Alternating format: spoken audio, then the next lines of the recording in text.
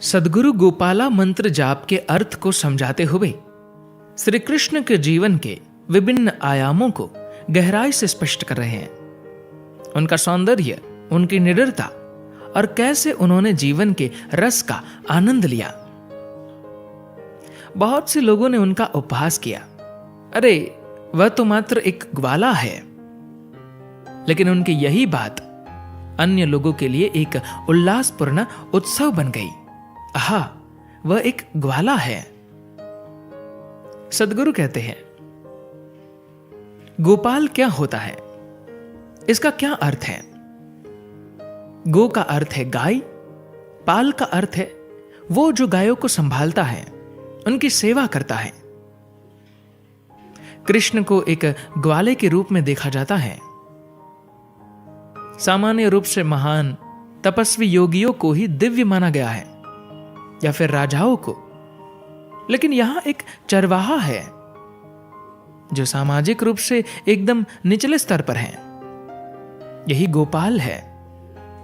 वे बस एक चरवाहा है, लेकिन आप उन्हें अनदेखा नहीं कर सकते।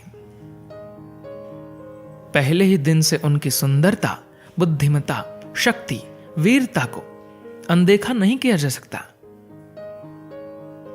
एकदम छोटे शिशु के रूप में भी लोग उन्हें अनदेखा नहीं कर सके। बहुत से लोगों ने उनका उपहास किया, अरे वह तो मात्र एक ग्वाला है। लेकिन उनकी यही बात अन्य लोगों के लिए एक उल्लासपूर्ण उत्सव बन गई कि आह, वह एक ग्वाला है। हम जब उन्हें गोपाल कहते हैं तो हम उनको प्यार से, दुलार से संबोधित कर रहे हैं। जब हम उन्हें गोविंद कहते हैं तब हम उनकी दिव्यता के आगे नतमस्तक हो रहे हैं। एक क्षण में वे भगवान है, दूसरे ही क्षण में बालक है, तो अगले क्षण में पुरुष। वे एक ही समय पर बहुत सारी चीजें हैं। लीला का अर्थ है खेल। जीवन के गहन आयाम, अस्तित्व की परम प्रकृति खेल की भावना से भरपूर होकर अभिव्यक्त किए जा सकती है। हम कह सकते हैं कि रस जीवन की मधुरता, उसका मधुर सार है। इसको अंग्रेजी में शायद सटीक तरीके से अनुवादित नहीं किया जा सकता। तो जब हम रास लीला गोविंदा कहते हैं तो हम कह रहे हैं कि ये वो थे जो जीवन के रस के साथ खेले।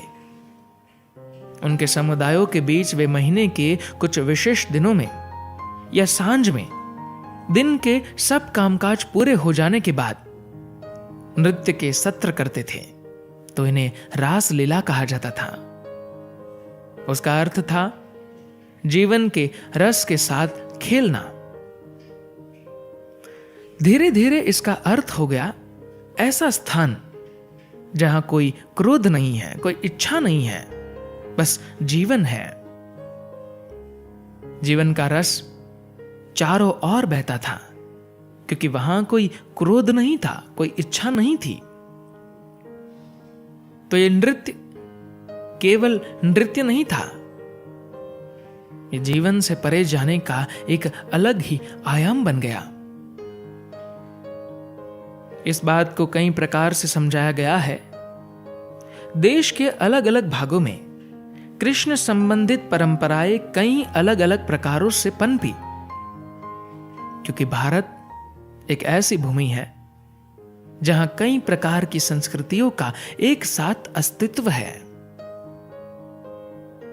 तमिलनाडु में इस तरह गाते हैं, आशयम कोपमम इल्ला नगरम, अर्थात ऐसा स्थान जहां कोई इच्छा या क्रोध नहीं है।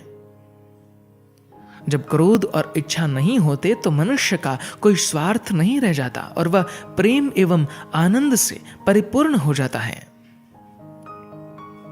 राधे मोहना, अर्थात जो राधा को प्यार करते थे, या वह जो राधा को मंत्र मुग्ध कर देते थे। ये बात दोनों तरफ से कही जा सकती है। वह जो राधा से सम्मोहित है अथवा जो राधा को सम्मोहित कर देता है। फिर हम कह रहे हैं, यदुकुल शूर, कृष्ण यादवों के कुल अर्थात यदुकुल से है। ये राजाओं का कुल है। कुछ राजवंश सूर्यवंश के होते थे तो कुछ चंद्रवंश के। यदुकुल चंद्रवंशी थे।